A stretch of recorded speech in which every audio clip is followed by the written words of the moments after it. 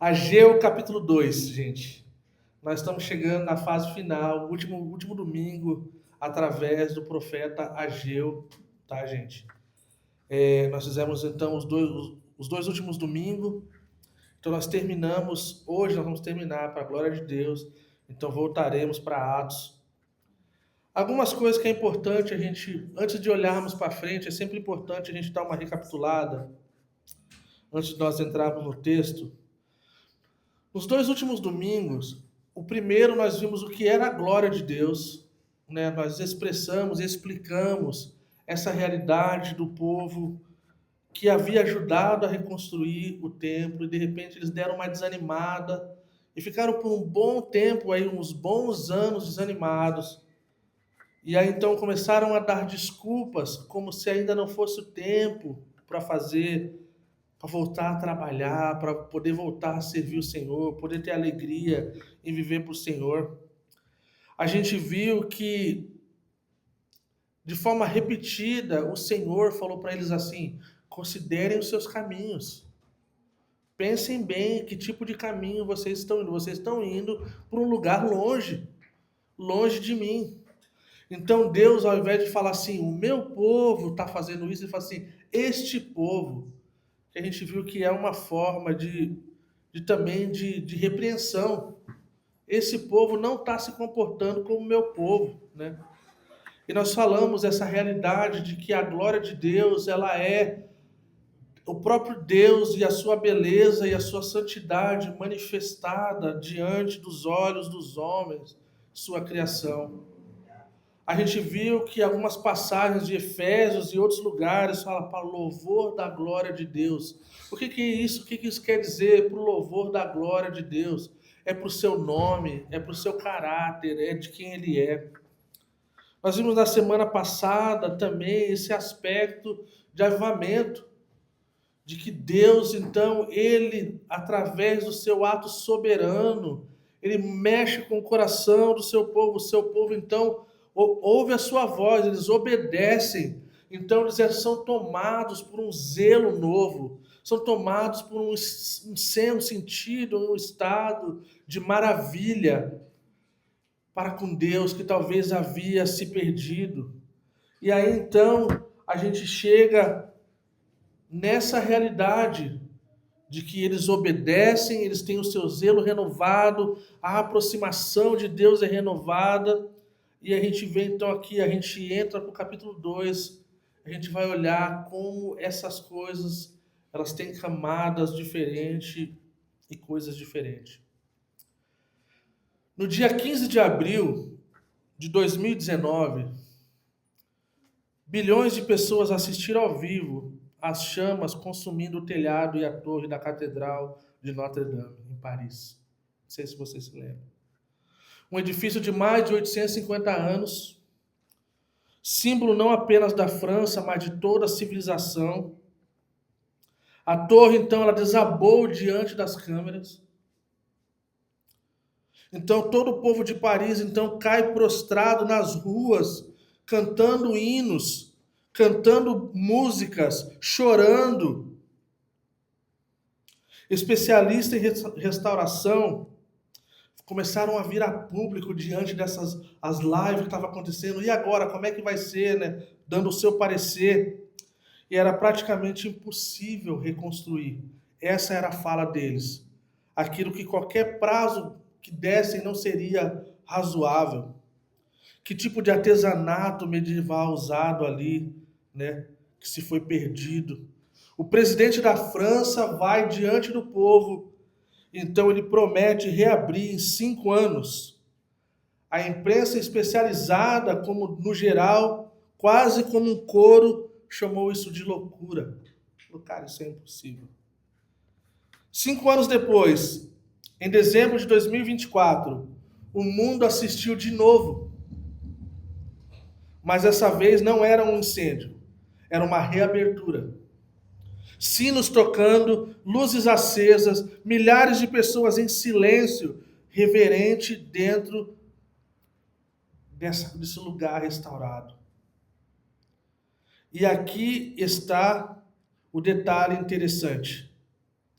Muita gente que conhecia bem a catedral antiga disse a mesma coisa, quase surpresa consigo mesmo, que aquele momento os tocou mais fundo do que qualquer visita que tinham feito antes do incêndio. Não porque as pedras novas fossem mais bonitas que as antigas, mas porque depois de ver tudo praticamente reduzido a cinzas, a simples presença da estrutura, de pé, outra vez, carregava um peso que a glória original sozinha nunca tinha carregado. E é esse tipo de cena, algo que parecia perdido para sempre, restaurado de um jeito que comove mais do que o original, é quase um eco exato de que Deus está fazendo em Jerusalém. 2.500 anos antes de Notre Dame pegar fogo, o Templo de Salomão tinha sido destruído pelos babilônios em 586 a.C. Não um acidente, mas um julgamento. 66 anos depois, quando Ageu profetiza, ainda havia alguns anciãos vivos que se lembravam do esplendor daquele primeiro templo. Ouro por toda parte, os melhores artesãos do mundo antigo, uma glória que aquele povo pobre e recém-saído do exílio jamais teria condições de reproduzir. E quando olhavam para a estrutura pequena que estavam erguendo, agora a reação já tinha sido registrada em Esdras capítulo 3. Os mais velhos choravam alto ao ver o novo alicerce, enquanto os mais jovens gritavam de alegria. Um som tão misturado que ninguém conseguia distinguir o choro de celebração. E é exatamente nesse ponto que Deus fala pela segunda vez através de Ageu. E a promessa que ele faz não é: vou consertar as coisas para ficarem parecidas como antes. É muito maior do que isso. Então a glória dessa última casa será maior do que a da primeira. Não uma restauração, uma superação. Vamos orar. Senhor, nós nos achegamos, Senhor, diante de Ti, Senhor. E pedimos, Senhor, para que o Senhor nos dê revelação, Senhor. Nos dê entendimento, Senhor. Para a glória do Teu nome, Senhor. Pedimos, Senhor. Precisamos de Ti. Amém. Ageu capítulo 2, o primeiro versículo ali fala: no 21º dia do 7º mês, veio a palavra do Senhor por meio do profeta Ageu. Pergunte o seguinte ao governador de Judá, Zorobabel, filho de Saltiel, ao sumo sacerdote Josué, filho de Josadaque, e ao restante do povo: quem de vocês viu este templo em seu primeiro esplendor? Comparado a ele, não é como nada o que vocês veem agora? Coragem, Zorobabel, declara o Senhor. Coragem, sumo sacerdote Josué, filho de Josadaque. Coragem ao trabalhador, ao trabalho, ao povo da terra, declara o Senhor. Porque eu estou com vocês, declara o Senhor dos exércitos. Então Ageu vai nos levar a 3 movimentos, gente, nesses 23 versículos. A glória que parece pequena, a contaminação que precisa virar consagração e o reino que prevalece sobre todos os outros.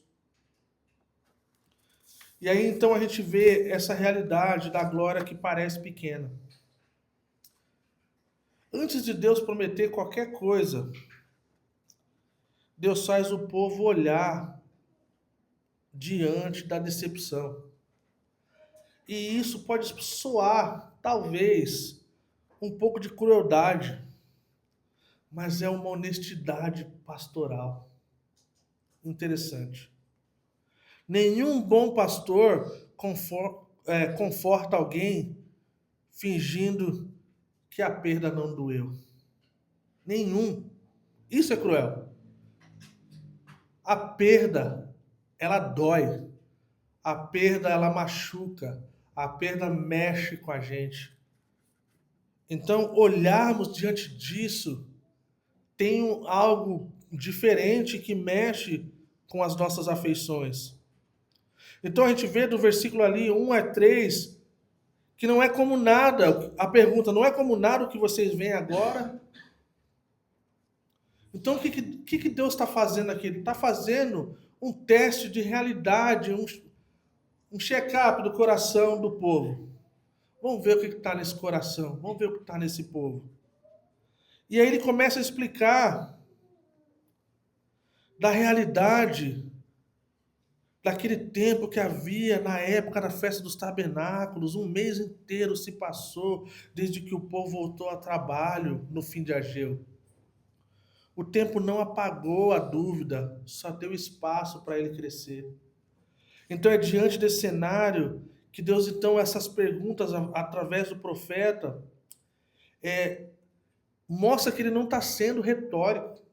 Existe uma profundidade, existe uma coisa ali, um sentido de que, assim, mexer no mais profundo. Haviam esses velhos vivos que viram essa realidade de antes, né? 66 anos depois, que se lembravam do Templo de Salomão. O Gusto que fala assim que comparar entre os bons tempos antigos e o presente raramente ajuda. Não sei você, mas não ajuda. Porque você sempre vive numa realidade fora da realidade. Quantos de nós que já estamos já por muitos anos na vida cristã e nós sonhávamos que um dia nós voltaríamos a ter o primeiro amor. Nós éramos diferentes quando nós éramos mais apaixonados pelo Senhor. E talvez, falar a verdade, talvez Deus nem queira. Deus quer fazer algo novo. Deus quer fazer algo que talvez não te lembre de nada do passado, mas numa camada diferente, numa capacidade diferente, onde há maturidade maior, onde há sabedoria maior, onde há um entendimento maior. Então, gente, é interessante poder olhar que a comparação ela nunca nos leva a um bom lugar. Então, a primeira observação: comparar normalmente não nos leva a um bom lugar. O nosso coração tende a ficar aflito, ainda mais quando as coisas que nós comparamos, que nós temos, não são as do outro lado. Porque sempre do outro lado é sempre melhor. A grama do outro lado é sempre mais verde. Tudo se torna muito mais legal. E quando você vai ver, não é bem por aí, né? Mas o caso aqui, na verdade, é que os comentaristas, né, eles falam sobre essa tentação de comparar essa ideia tipo assim, as grandes produções de Salomão, né, em suas, né, assim, e alguém que a glória de Deus habitava e Deus fazia coisa grande. Então, aí aparece esse negocinho.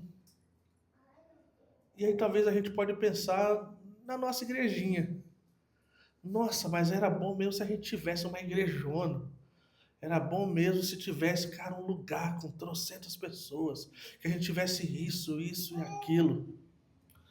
E aí talvez nós somos levados a esse lugar, e quando chega nesse lugar, uma boa parte de vocês já está reclamando, falando que vocês gostariam mais de ter um tempo que tem cafezinho, que você sabe o nome de todo mundo, que acaba o culto, a gente vai para almoçar na casa dos amigos, que a gente sabe com quem a gente está andando, que a gente faz festa junto, a gente assiste jogo junto, a gente dá risada junto, a gente chora junto. Não é verdade? E esse é o dilema que a gente vive constantemente. E aí a gente viu também no 4 e no 5 essas palavras de coragem. Outras versões falam assim: sejam fortes, coragem. É verdade falar isso, gente, que não existe nenhuma vez na Bíblia que isso é citado quando alguém que já tinha coragem não precisava de coragem. Porque não faz sentido. E aí, diante de grandes líderes que talvez se sentiam muito pequenos, como Gideão e tantos outros, e Deus levanta de forma poderosa, porque uma palavra penetrou o coração. E aí então nós somos tomados de coragem. Sejam fortes, tenham coragem, não temam, trabalhem, faça a obra. Então Deus dá 3 ordens aqui. É importante, gente, quando Deus dá ordem, não é sugestão. Em outras palavras, cara, se vocês não fizerem isso aqui, vocês vão quebrar a cara. se vocês não voltarem diante dessa situação. Então ele fala coragem para Zorobabel, ele fala coragem para Josué, coragem para o povo. Grandes coisas não acontecem sem ação. Grandes coisas não acontecem de ficar sentado esperando, gente. A gente brinca que não há árvore do monte de coisa que a gente gostaria de ter, né? De não precisar fazer muita coisa. Mas é a verdade, nada acontece a não ser com Deus. Com Deus, ele cria do nada, ele fala do nada, as coisas acontecem. Cara, com ele é tudo diferente. Mas como a gente não é Deus, com a gente é bem diferente. A gente tem que trabalhar e tem que trabalhar duro, né? E Deus está falando aqui, eu vou dar coragem para vocês. E é interessante que a ação, ela exige coragem antes de existir recursos, gente. Cara, a gente tem provado e visto. Eu lembro que diante do cenário que nós vivíamos com a Calvary Norte, nós estávamos pensando em implantar uma igreja. Para o pessoal que tem mais juízo, ele falou assim, cara, isso aí é loucura. A gente não tá, mano, a gente tá aí no 0 a 0, às vezes no negativo. Cara, e agora a gente tá falando de plantar uma igreja. Eu lembro de uma vez, tá num grupo de conexão, alguém perguntou assim, como é que vai funcionar esse negócio? A gente vai ter patrocinadores. E eu falei assim, cara, eu sei que Deus deu uma palavra pra gente. E é sobre essa palavra que a gente vai. E sabe uma coisa incrível, gente? Quando nós pisamos, quando nós ganhamos coragem, quando nós agimos, o Senhor age. E aí os recursos vêm. E aí então o que a gente precisa vem. E Deus continua nos colocando nesse lugar de humildade, de necessidade, no sentido assim, cara, se Deus não tiver nesse negócio. E a gente viveu e vive, gente, de tempo em tempo, Senhor, faz alguma coisa, Senhor, faz alguma coisa. E de repente a gente vê uma igreja qual eu tinha um contato de um pastor, esse pastor tinha um coração pro Brasil, ele falou assim, cara, a gente queria muito abençoar vocês. Então hoje a gente tem algumas igrejas que têm nos abençoado de forma incrível. Eu já falei isso antes, algumas nos deram violão, outras nos deram projetor, alguns amigos dos Estados Unidos nos deram som, e tantas coisas que a gente tem, faz parte do que sai dessa comunidade e do que vem dos nossos irmãos que têm fechado com a gente, de uma parceria de forma incrível. Mas é um ponto de extrema importância, de que Deus nos fala para ter coragem, e aí então nós agimos e nós pisamos, e aí então os recursos eles acontecem. E aqui nós temos isso como algo muito bíblico, né? A gente pode ver que isso acontece de forma incrível. Sabe por quê? Porque nós podemos ter a mesma garantia e a mesma voz que falou para aquele povo naqueles dias, está falando conosco hoje. Porque eu estou com vocês. Eu estou com vocês. Eu estou com vocês. E se eu estou com vocês, tá tudo bem. Eu vou carregar vocês. O pastor Tiago tinha uma frase, nosso fundador da Calvary, ele tinha uma frase que é bem emblemática, famosa, que fala assim, que quando Deus ele guia ou ele lidera, ele provê. Então, em outras palavras, é o Senhor que é o sustentador, é o Senhor que nos guia, é o Senhor que nos fala a avançarmos. A mesma aliança feita no Êxodo continua de pé. A mesma aliança que Deus fez com o seu povo no passado continua de pé para conosco. O Deus que abriu o mar vermelho não se aposentou, gente. Ele continua trabalhando. E isso é um grande encorajamento para nós. O meu espírito está entre vocês, falando de que não há uma limitação debaixo dessa aliança que Deus tem para conosco.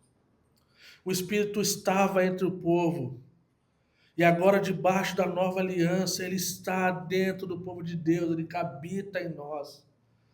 Isso é o glorioso. A gente viu no passado como Deus, ele usou pessoas de forma incrível e apareceu de forma incrível no Monte Sinai e em outros lugares. E hoje ele habita em nós, ele habita no seu povo, ele se manifesta e age no meio do seu povo. Isso é uma coisa gloriosa, gente.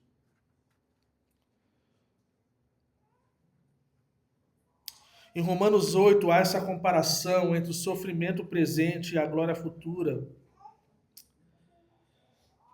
E o Lloyd Jones ele coloca de forma muito incrível ele resume essa realidade em 6 palavras. Ele fala assim: a fé é a recusa ao pânico. A fé é a recusa ao pânico. E eu falo para vocês, gente, existiram vários dias diante dessa plantação que houveram pânico. Várias vezes, tá, gente? Mas a fé, ela é a recusa ao pânico. Teve um dia, eu falo isso para a glória de Deus. No começo eu tava assim, eu não sei como é que a gente vai fazer esse negócio acontecer, cara. E olha que da galera, da liderança, desde a outra igreja, eu sou o que mais sou ousado em pensar no futuro. Teve um dia de manhã, eu tava tipo assim, cara, eu não aguento mais. Cara, toda vez que a gente vai fazer uma coisa para Deus é sofrido, cara. Aí pega um monte de igreja do monte de picareta, um monte de cara, que a gente queria que sumisse da terra.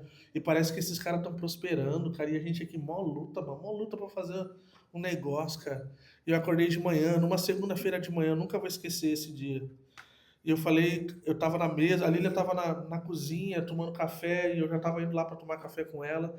Eu tava na mesa assim, e eu falei, Senhor, eu não aguento mais, cara.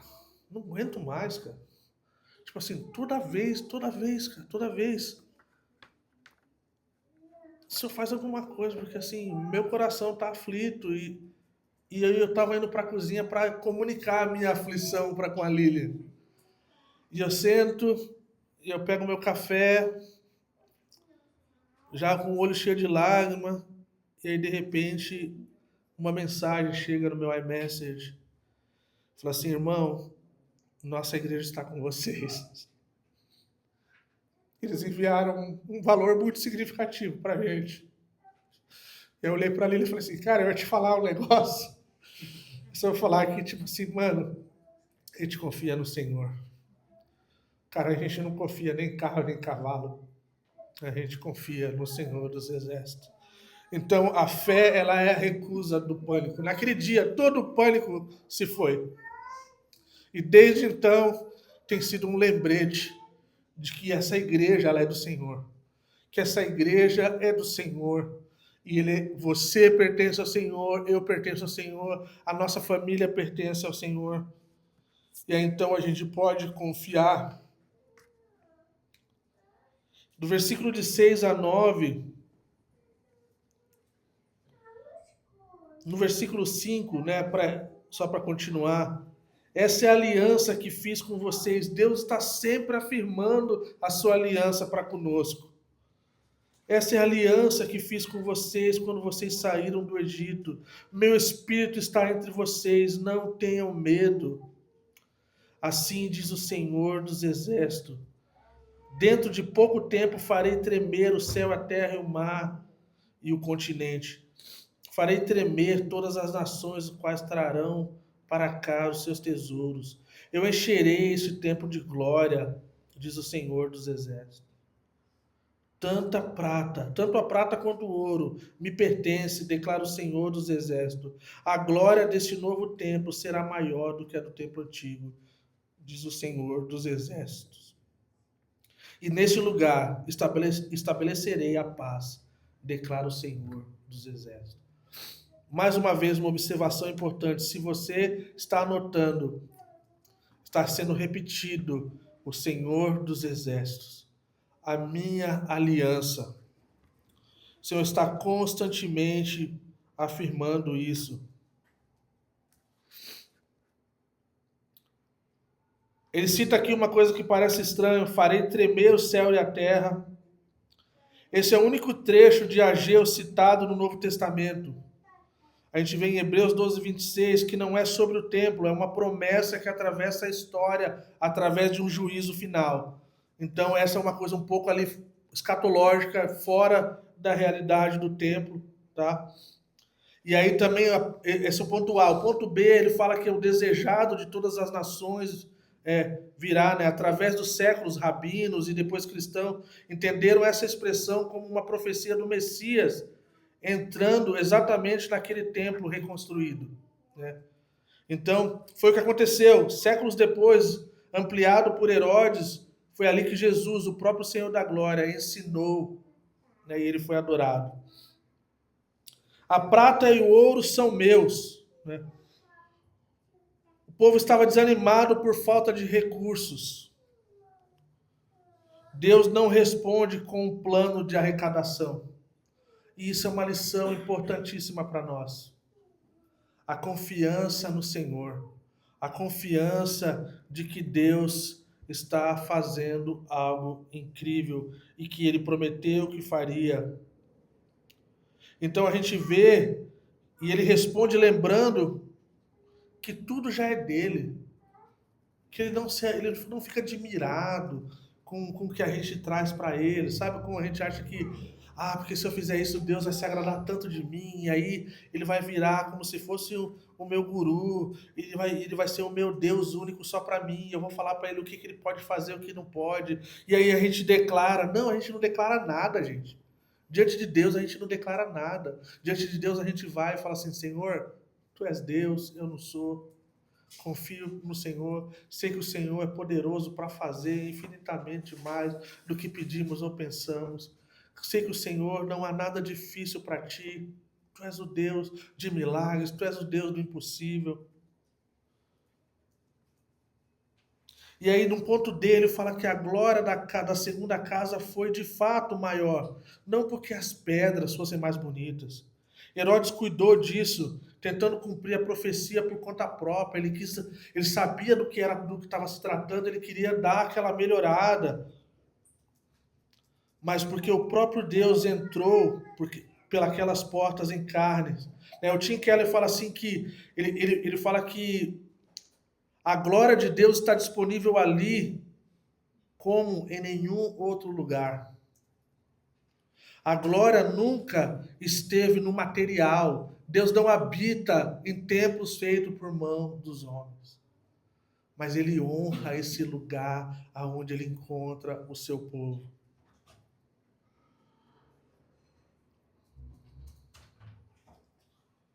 Neste lugar estabelecerei a paz. Shalom, que não é uma coisa que ausência de conflito, de guerra. Fica aqui uma recomendação, tem um vídeo chamado Shalom, Paz, no YouTube, ou na página do Bible Project, em português, que fala sobre o aspecto da paz. Gente, é uma coisa incrível. Se a paz bíblica que Deus prometeu para nós fosse a ausência de conflito e guerra, nós não desfrutaríamos de paz alguma nessa terra. Porque toda vez que a gente acha que alguma coisa pode melhorar, sempre alguma coisa está por acontecer e acontece, e as guerras continuam. E parece que o mal cada dia mais está tendo esse lugar com mais frequência e notoriedade, o qual, ainda assim, por causa de Deus, por causa do que Ele prometeu para nós podemos ir para o nosso lar, para a nossa casa e dormir em paz. Porque o Senhor dos Exércitos nos guarda. Porque o Senhor dos Exércitos é conosco. Então, gente, uma aplicação.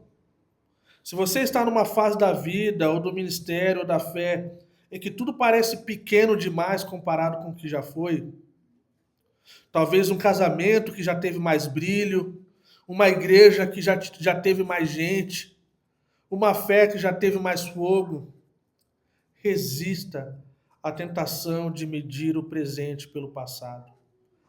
Essa semana, gente, troque a pergunta: isso é menor do que era antes? Pela pergunta: o Senhor está presente nisso agora? Porque a presença dele, não o tamanho da estrutura, que decide aonde está a verdadeira glória. Vocês entenderam isso, gente?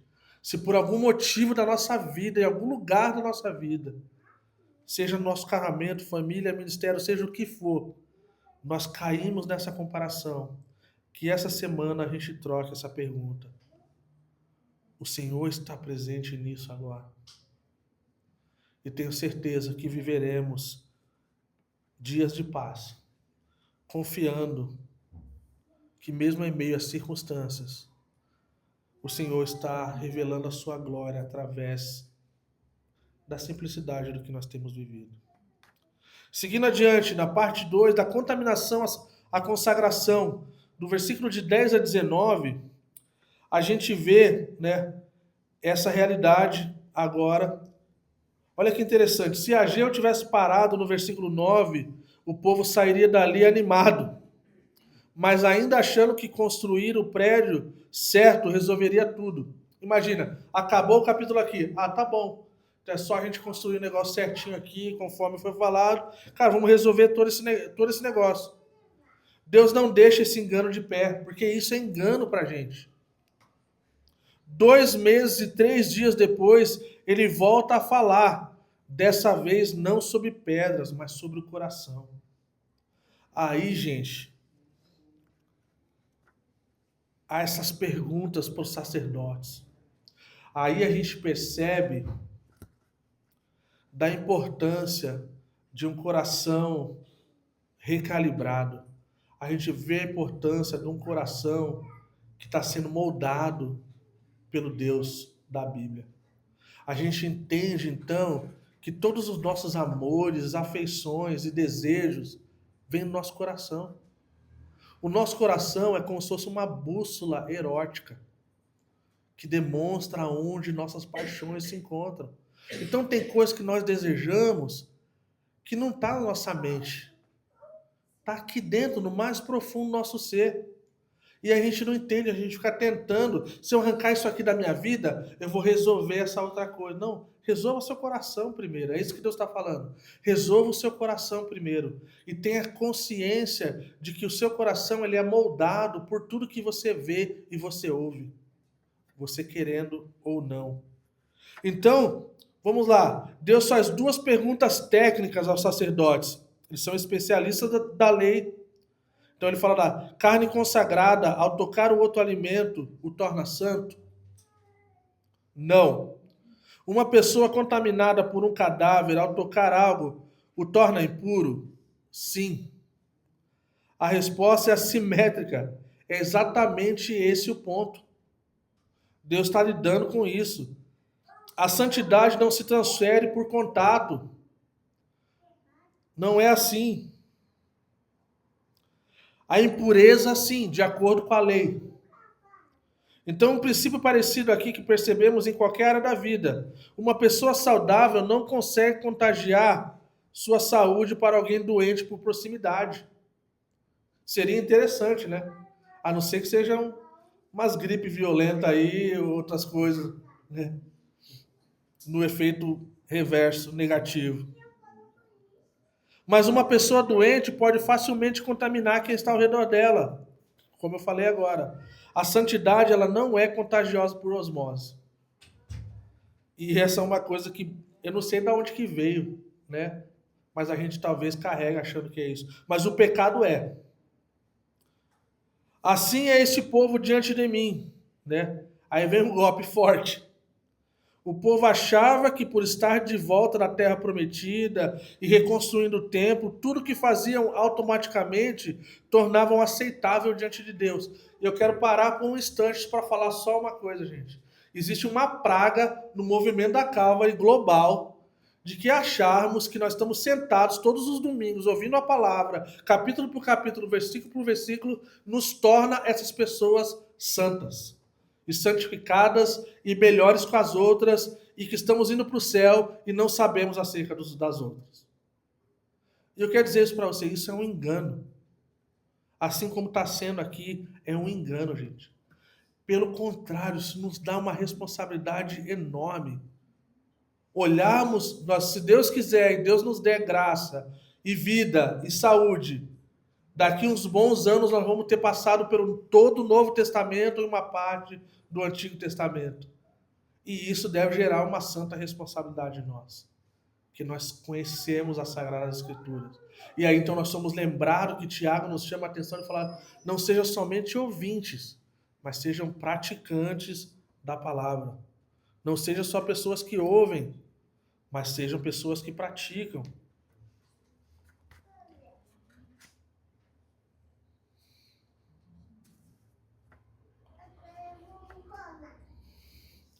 Alguém disse que Deus nunca mede o valor de uma obra pelo lugar onde ela acontece, mas pelo estado do coração de quem a faz. Estar fisicamente perto do que é sagrado nunca purificou ninguém. Isso é uma coisa interessante. Isso quer dizer que a religião, ela nos aponta para isso. Sabe quando alguns de nós sermos católicos, nós íamos para a missa todo domingo e durante a semana nada era diferente? Tudo era igual, tudo era como se a gente vivesse normal. Nós evangélicos fazemos as mesmas coisas dessa forma, muitas vezes. Nós nos achegamos ao domingo para o culto e durante a semana vivemos da forma porque nós achamos que o domingo já garantiu o nosso lugar de santidade. E aí, do versículo 15 a 19, a gente vê que Deus vê a mudança e promete a bênção. É importante como Deus lida com essa questão das diferenças. Então, do versículo 15 a 19, a gente vê essa realidade.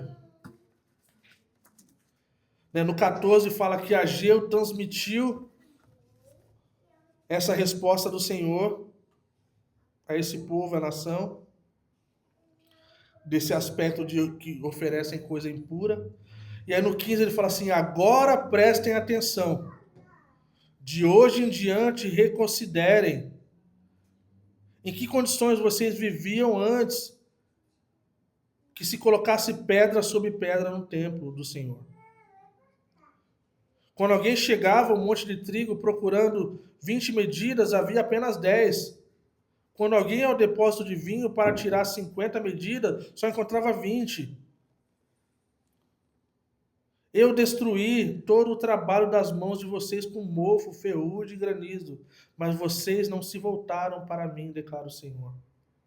A partir de hoje, o 24º dia do 9º mês, atentem para o dia em que os fundamentos do templo do Senhor foram lançados.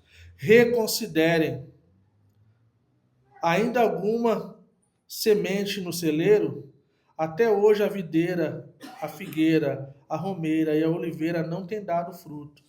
Mas de hoje em diante abençoarei vocês. Que palavras incríveis, gente. Que palavras incríveis. Várias vezes Deus fala, considerem.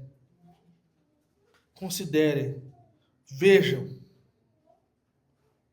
Mas aí o tom muda. Desde esse dia, eu os abençoarei. Não porque o templo já estivesse pronto, estava longe disso, na verdade, mas porque o coração do povo mudou. Agora está na direção certa. A bênção de Deus não espera a obra terminada, ela responde à obediência do que já começou. Isso é uma coisa incrível, gente. Eu não sei vocês, cara. Tem tantas coisas que a gente queria ver tão claro, a gente queria ver lá na frente. Mas a gente começa a andar nos caminhos do Senhor e a gente vê como Deus colocasse a mão sobre nós, Ele coloca mesmo. E começa coisas que a gente queria com tudo que a gente tinha e não acontecia, e de repente você entrega e essas coisas começam a acontecer. Sabe as coisas que nós mais almejávamos e aí a gente entrega, o Senhor começa a fazer? É exatamente dessa forma. É exatamente dessa forma. Porque nós estamos andando em caminho de obediência, e caminho de obediência nos leva a experimentarmos a boa e perfeita vontade do Senhor. E muitas vezes, quando nós estamos sentindo sacudidos, existe uma grande chance de nós não estarmos no centro da vontade do Senhor, e existe uma grande chance do nosso coração não estar num bom lugar. Então, a aplicação para esse ponto número 2 dessa realidade da contaminação para a consagração é que talvez nós tenhamos ficado muito ocupados com coisas, até mesmo com coisas da igreja, servindo, contribuindo, aparecendo sem perceber que, né, isso e aquilo, sozinho, não substitui um coração alinhado com o de Deus. Essa semana, então, gente, que a gente possa praticar, antes de qualquer atividade ou qualquer coisa de generosidade, a gente possa parar e perguntar para o próprio Senhor: o problema aqui é falta de recursos ou falta de um coração verdadeiro voltado para ti? É falta da coisa que eu não estou te servindo quanto eu gostaria, ou tem alguma coisa entre nós, Senhor? Um amigo meu, ele fala que existe uma oração que Deus, ele sempre fala conosco. É quando nós já chegamos diante dele e falamos assim: Senhor, há alguma coisa no nosso relacionamento que está me impedindo de te ouvir, de viver para ti. Você pode ter 100% certeza que o Senhor, ele é tão fiel para nos mostrar essa coisa que está no caminho. Então, Senhor, tem alguma coisa, tem algum problema, tem alguma coisa em nosso relacionamento. E fale com o coração aberto, sabendo que o Senhor pode falar assim: não, tem sim. E em muitos casos, talvez, não, você já sabe o que é. Talvez já está lá. Você só precisa só reconhecer e agir diante dessa coisa. E aí, então, indo para a parte final, parte número 3, o reino que prevalece. A gente vê do versículo 20 ao 23. Né? Então, é a última palavra de Ageu, dada no mesmo dia, né, da anterior. Muda de escala completamente do templo de Jerusalém para tronos de todas as nações da terra. Então, a gente vê esse fechamento, né? Deus governa e Zorobabel recebe uma promessa. É isso que a gente vê no versículo 20 a 23. Vamos ler. Fala assim: a palavra do Senhor veio a Ageu pela segunda vez, no 24º dia do 9º mês. Diga a Zorobabel, governador de Judá, que eu farei tremer os céus e a terra. Derrubarei tronos e destruirei o poder dos reinos estrangeiros. Virarei os carros e os seus condutores, os cavalos e seus cavaleiros. Cairão cada um pela espada do seu companheiro. Naquele dia, declara o Senhor dos exércitos, eu o tomarei, meu servo Zorobabel, filho de Saltiel, declara o Senhor, e farei de você um anel de selar, porque eu tenho escolhido, declara o Senhor dos exércitos. Então a gente vê aqui o ponto A: derrubarei os tronos e reinos, né? Destruirei a força das nações. Então imagine, para um povo pequeno vivendo sob o domínio de impérios estrangeiros, era fácil se sentir insignificante, era fácil entender que era uma promessa muito louca, né, de pensar, e talvez se sentir tão insignificante como um espectador dessa história. Mas Deus age o contrário. Por menores que pareçam diante das potências do mundo, eles estão do lado do vitorioso. E essa é a nossa realidade. Farei de você como um anel de selar. O anel de selar era um símbolo de autoridade real, tão significativo quanto o trono ou uma coroa. E há um eco proposital aqui. Gerações antes, Deus tinha dito que arrancaria o rei Joaquim do seu trono, do seu dedo, como que arranca um anel. Julgamento sobre a linhagem real. Agora, através de Zorobabel, a mesma imagem retorna como restauração, não como julgamento. Eu amo isso, se a gente pudesse lembrar de que o que Deus está fazendo não é de julgamento, mas é de restauração. Ele está cumprindo o seu propósito. Então, gente, as rédeas da história nunca estiveram nas mãos dos poderosos das nações. E não sei quanto para você, diante desses dias que nós vivemos, mais do que nunca, nós precisamos dessa garantia. de que nunca na história da humanidade, nunca, quem teve as rédeas foram os poderosos das nações. A Bíblia fala que ele derruba quem ele quer, ele levanta quem ele quer, ele muda quem ele quer. E hoje não é diferente. Essa semana também não é diferente. Vamos escolher uma área da nossa vida que temos se sentido pequeno demais, fraco demais, talvez irrelevante demais, diante de algumas circunstâncias maiores que a nossa. Vamos entregar isso para Deus, lembrando, Ele já provou em Zorobabel, definitivamente em Cristo, que escolhe o pequeno para carregar o peso eterno de sua glória. E aí então, encerrando, gente, nós podemos voltar a Notre Dame por um instante. Ninguém que assistiu à reabertura em dezembro de 2024 confundiu aquele momento com uma simples reforma bem-sucedida. O que emocionou o mundo não foi a arquitetura recuperada, foi aquela presença de pé, outra vez representava depois de tudo o que tinha sido perdido. Foi exatamente isso que Deus prometeu a um punhado de exilados, cansados, olhando para o templo pequeno demais diante da memória de Salomão. A glória dessa última casa será maior do que a primeira. Não porque as pedras seriam mais bonitas, mas porque o próprio Deus entraria por aquela porta em carne décadas depois. Então é isso. Ele continua fazendo. A sua igreja pode parecer aos seus próprios olhos pequenas demais, comparada com o que já foi ou com o que você imaginava que seria. Mas a glória nunca dependeu do tamanho da construção. Depende de quem habita nela.